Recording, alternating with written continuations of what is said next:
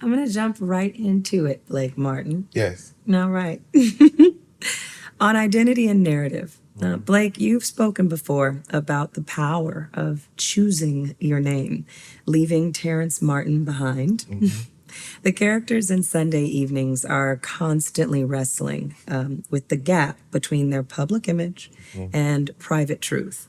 How did your own journey of self definition, including your fluid relationship with sexuality and identity, inform the show's central theme of a public marriage and a private unraveling?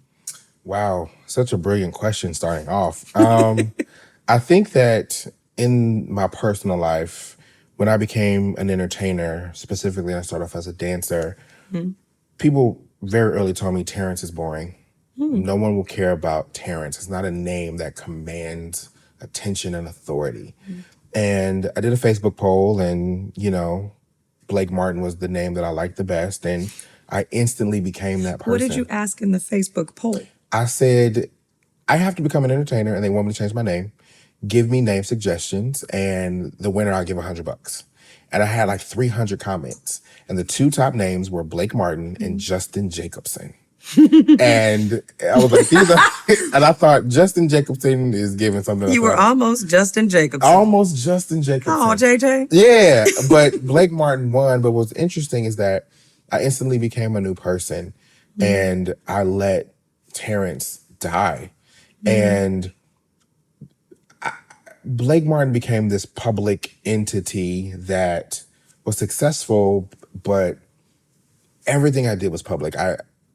I was very open on purpose and vulnerable with everything I was going through, good and bad, because I think that's important. But it wasn't until maybe 15 years later where I would have public breakdown or even private breakdown that people were still seeing that I realized how people knowing every small detail of your life sometimes is not the best. But I had no one to blame but myself because I put everything out there. And so in exploring Sunday Evenings, that's exactly what Aubrey and Hassan do. They very much lean into, we want this brand, we want to become successful, we want the followers, we want the fans, and so we have to open up our lives. And it's great until it isn't. And then you realize, I don't want everybody knowing everything. But by then you're too far in it, and you just have to deal with it. And I know that personally, I've gone through both my parents dying, discovering sexuality, fallout with friends of 20 years, all of my successes. I've gone through everything I've ever been through, basically, in the public eye.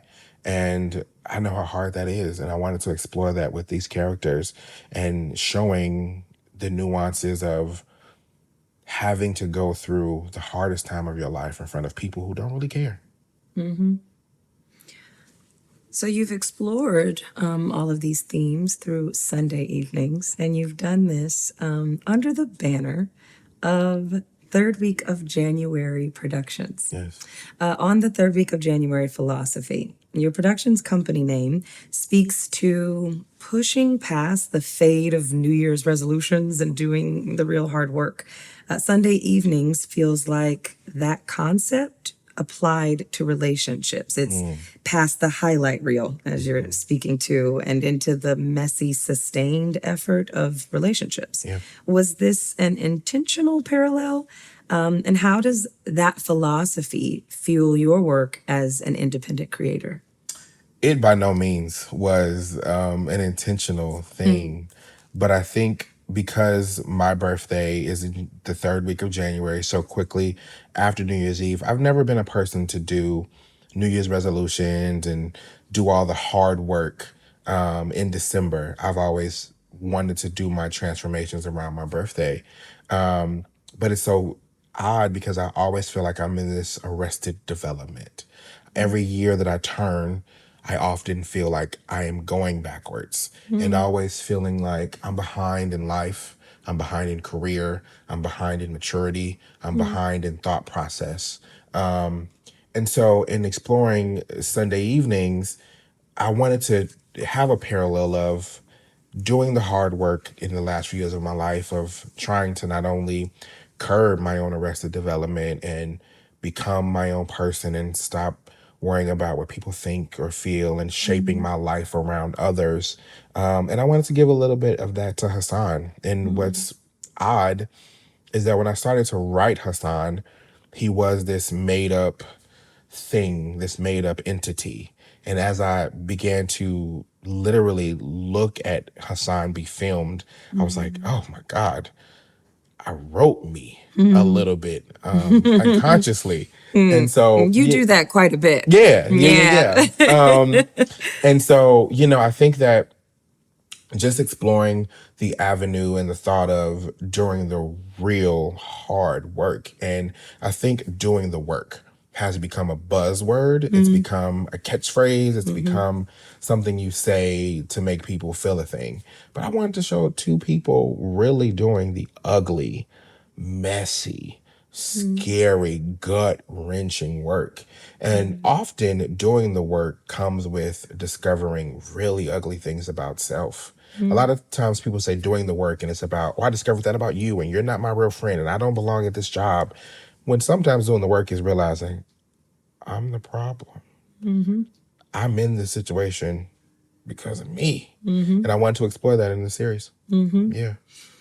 On blurring the personal and the professional, we have worked together outside of this. Yeah. So I have seen firsthand how your life and your art are in constant conversation. Yeah. The show features so many characters doing the work, as you say. I want to talk a bit about Kimberly, who is torn between her professional role with Aubrey and her familial loyalty to her brother. As a writer who pulls from his own life, how do you navigate those ethical lines and the emotional cost of mining your own relationships for and your own pain for your art? Learning those professional boundaries took me a very long time. And as I was saying, I didn't realize that boundaries were being crossed. I didn't even realize there were boundaries to be had until there was a breakdown. I remember many years ago in my fashion show production days, my house was what they call the model house. And after every rehearsal, after every fashion show, or after every club, models would come to my house and we would eat and drink and they'd pass out on the floor and spend the night for days. Oh, my, sound like Studio 54. Yeah, it was just, it was very similar to that. And I remember a colleague saying, that's not good. That's not healthy. You need boundaries because these are people you also have to work with the next day. And I remember thinking, oh, you're just jealous because they don't want to hang out with you because they're not coming over your house and you're not their bestie. And then slowly but surely, years down the line when I would have to be the boss, fire, reprimand, put you in a position where, oh, I didn't cast you for this show because you weren't the best, and seeing how they thought because of the personal relationship, they would get everything. I was like, oh, these are the boundaries that are blurry now. I've set no precedent. I've set no boundaries. And so with Kimberly, I think she's going through something similar. She's asking herself, I'm a very loyal person, but I don't know which side of my life to be loyal to. My professional life, as she says in the script, a broke college student. This is my only income, but also I care about my boss very deeply. But also, my boss is ruining my brother's life. He is my family, and there's a certain amount of loyalty that I have to have for that as well. So she's in that constant battle of, I know I have to piss somebody off. So who am I deciding to piss off today? And I think that's very difficult for her. And I wanted to explore some of those emotions of trying to decide each day, who's going to be mad at me today? Because there is no way out of it. I also like that eventually you ask the question, or she seems to ask the question of herself, of not just being loyal to her or him, but where does she fall in that as well? Yeah. Another character that I'm fascinated with in this project is Chicago. So on Chicago as a character, you have filmed this entirely in Chicago, quite a bit here in Bronzeville. And the city is more than a backdrop. It really is like a pulse. Absolutely. Having built your career here, how did the specific Chicago communities, their rhythms, their specific brand of gritty yet vibrant authenticity directly shape your characters' voices and your story's conflicts? Great question. I think that all of my characters are in this constant grind mode, this constant, I can't really stop to process my emotions because I have to keep going. I have to find out what's next. I can't let the brand fail. I can't let the brand down. I can't lose the followers. I can't. Not the followers. Yeah, it's a big thing for us, right? And so people often say that New York is the grind city. And no disrespect to New York, because I love New York. But I really think Chicago has that in the bag because while New York grinds, they grind with a certain level of resource Yeah. that Chicago does not have. Yeah. We are not a first thought industry. Yeah, we are sort of left place. behind. Correct. And so we have to work 3 times as hard to get for New York is like, oh, that's a regular Yeah, like they're Tuesday. already in the conversation. Yes. We got to work to just even get in the Correct. conversation. You walk down the street in New York and like, oh, there's La Roche. Oh, there's Beyonce. There's Tom Ford. In Chicago, we're like, I don't even know that these people are even in the zeitgeist, in the orbit. And so I wanted to put that grind spirit into my characters because them in even writing dialogue or where I shot or how they interacted, I wanted it to be very clear. These people are from Chicago. I wanted to craft my dialogue about certain words that Chicago says or how we go about the grind or things like that. But I think that, there's a certain level of push and pull that we are creatives in Chicago are constantly in. And if I shot this whole thing, not only in Chicago, but specifically the South Side, I had to show that tug and pull, that grind and nonstop aggressiveness that we have in the city. That was very important to me. Sometimes I wonder about where the origin of that kind of grind and hustle comes from. And grief and ambition can sometimes play a role in one another. In your book, Baggage Claim, you explored the weight that we carry. After your mother's passing, which I know was a profound loss for you, you had a sort of forced reinvention. The characters in this show are also driven by ambition, often as a response to pain. Yes. How did you, navigating the grief in your life, shape your creative ambition and the specific raw kind of reinvention that you're exploring with Hassan and Aubrey? It was after my mother's death, I want to say about 5 years after, that I took a step back and realized that I love my ambition and my dedication to the craft and my dedication to wanting and learning and being, but also a piece of that was wildly unhealthy. I tell this story often because it still blows my mind. I left my mother's funeral early to go to a rehearsal because that was my way of processing what was going on. I was like, I just gotta work. I gotta work. My mother died on the 4th of July. Her funeral was on the 6th. I left that funeral, went to rehearsal, and I was on a plane on the 8th on tour. I didn't give myself even a week to process the thing. Really a day. Really a day. And it's funny, the day she passed, I remember being annoyed because they said, hey, you probably should come see her. It's not looking good. And I was like, I've been at work all day. I've been in rehearsals all day. I'm tired. And they were like, this time may be different. But it was just that constant of even saying, I'm tired. I don't have the time to deal with life because my ambition was such at the surface of everything. And it was just very unhealthy. And so I realized in crafting Aubrey that I wanted to explore the narrative of a person who puts their ambition, their brand before everything and often themselves. Because so many of us creatives do that. We think if I am putting my brand and my creative and all the things first, everything else will fall in line. When in actuality, putting all those things first is a detriment to everything. And I wanted to show that through Aubrey. And hopefully other people who are creatives like her see that. And there's a small check in them to say, maybe I need to move a little bit different. And what I've loved is that people have been saying like, Aubrey is so aggressive, or Aubrey is so mean, or Aubrey is da da da. And I'm like, I love that you feel that way, because when you see her break down and why, hopefully it makes you say, I do that same stuff. And it shines a mirror back on you a little bit. You talk about people having things to say about her. I feel like, people can have things to say when, again, you choose to put yourself on display. So I wanted to talk a bit about the spectacle of pain. The show presents private pain as public spectacle.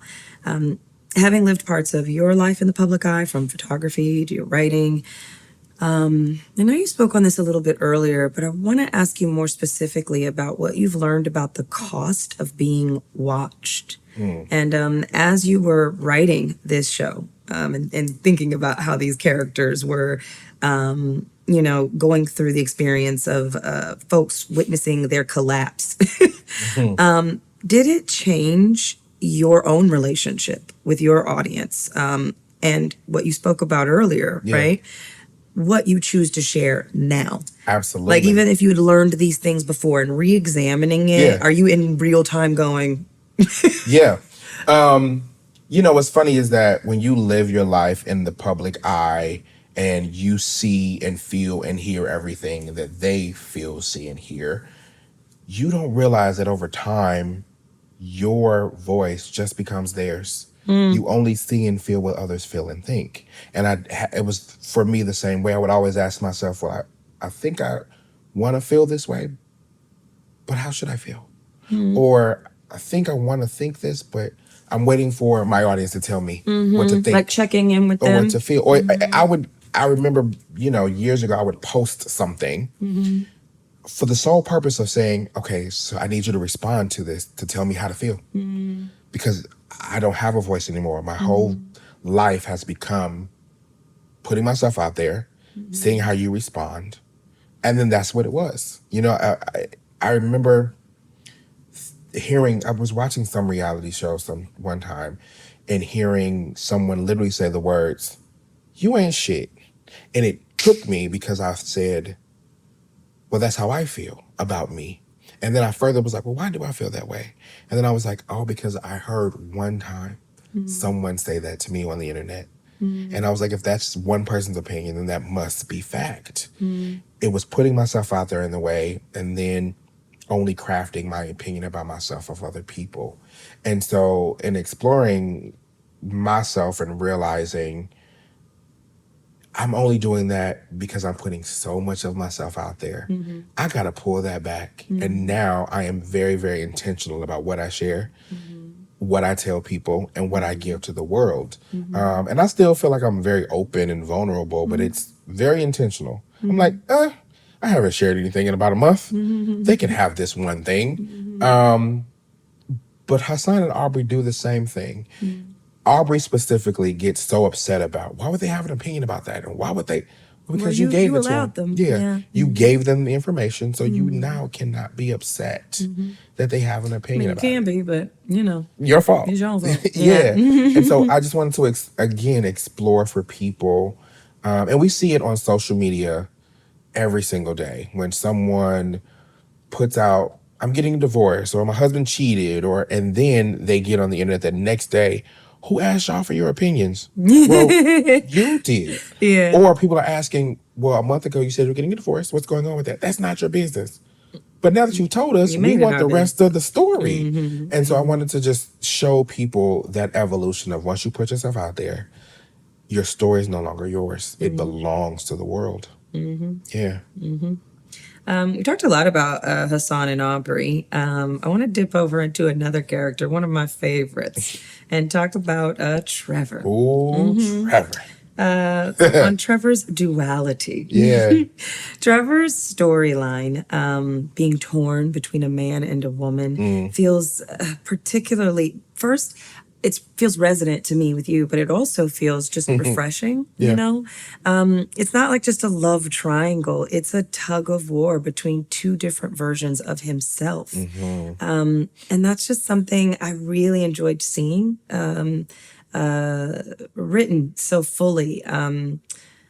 I know that, again, I feel like that only you could have done that, you know, as someone who's identified differently at different points in your life.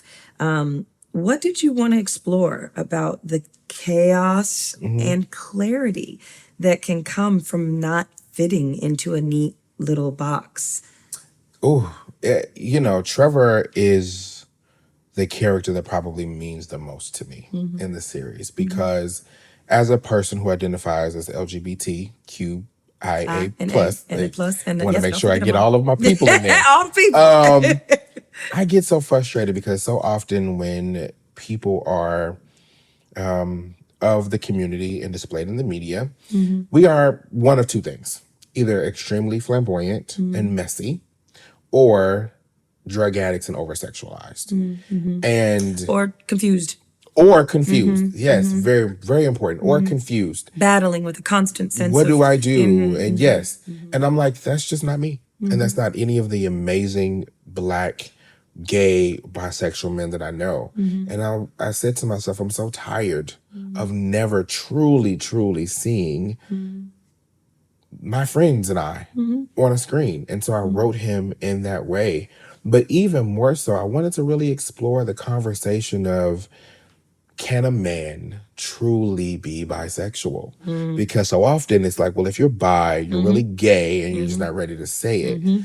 But even in my own journey, I learn every day how much more sexuality is a spectrum. And there's so many different sides to it and things that some of us will never understand. But as long as that person understands who they are, that's all that matters. But I wanted to explore that in a way that felt real and authentic. And I think also, let's just be honest, Trevor is messy. His dating life is very messy. he young. Yes, but that's what I'm saying. So often people want to shy away from the messy. Even in real life, we don't want to admit my life is messy. Well, why? At some point in all of our lives, when you're 28, your dating life was messy. And no disrespect to anyone, but I was tired of only characters on Sex and the City having these messy lives and it be respected. When it came to people of color, our mess just looked messy. Yeah. But when it's Samantha Jones, Right. it was empowering. Yeah. No. Yeah. Us Black people can have messy lives. Exploring your sexuality, exploring your emotions, exploring your relationships, your Yes. options, and your responses to things Yes. is a part of developing, Yes. period. And that development can happen on all phases of the spectrum. On all phases of the spectrum. And while Trevor is 28 and, well, in the script, 29, turning 30 and messy, that messy can live in the person who's 16 or 40 or 70. Because, honey, it's plenty of 40 plus out here Messy. still And figuring it out. you can always be in a space of, I don't know. And what I love about Trevor is he's honest. Yeah. And a lot of people will see that bisexual duality and say, well, he's lying to her, or he's been honest from the start. Well, like men and women, if you want to date me, I also do this. And I love that about him. I also even loved, that two things I think I really enjoyed was that his best friend is straight. And also, as you said, something we just don't often see, the idea that we can coexist in worlds. Yes. that people in the LGBTQI community aren't only friends Correct. with people in that community. Correct. And also that then there's a woman who loves and understands him enough, maybe not in a healthy way.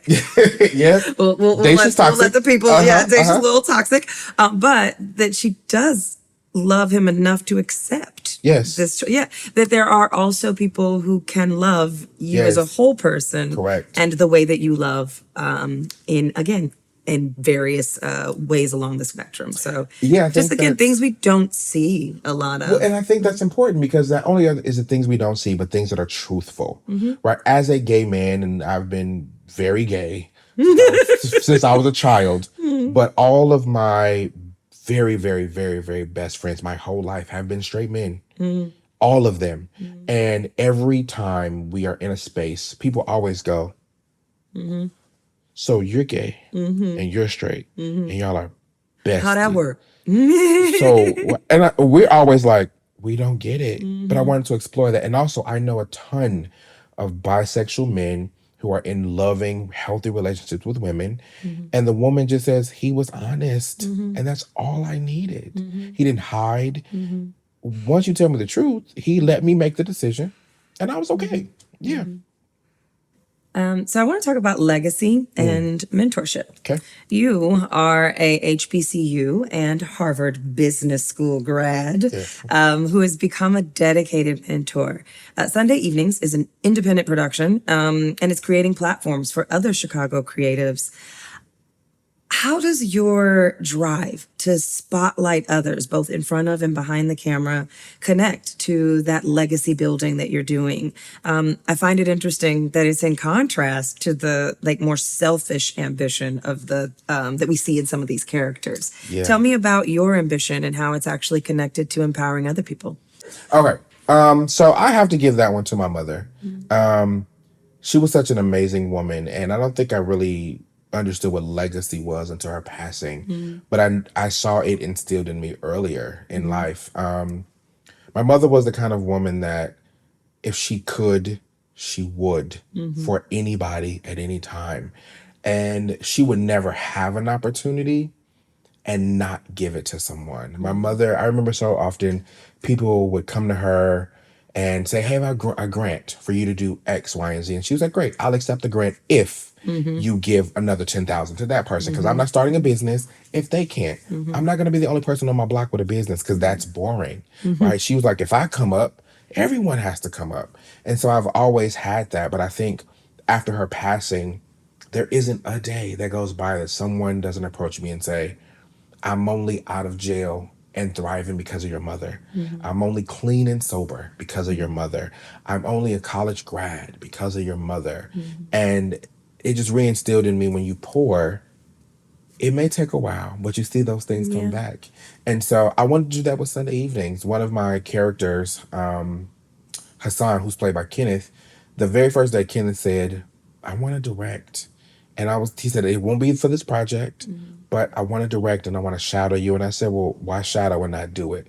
So let's get through the series. But one of the final scenes in the final episode is all yours. And I stepped back and gave him the floor and let him have a 5-minute scene to get his feet wet and to do a thing because I wanted him to be inspired. Yep. One of our braiders is 16 and just wanted a chance to do something on set and prove, she could do it. And a lot of our talent is brand new, starting off people. And I wanted to surround this set with people who were ambitious, brand new, and just trying to do a thing. And it's such a great thing that we can do when you're in an independent filmmaking environment. Yes. It is one of the joys I've had in coming back to Chicago is, it's a great thing to do television and film, but it's really something incredible to create with people who are still figuring it out. Yes.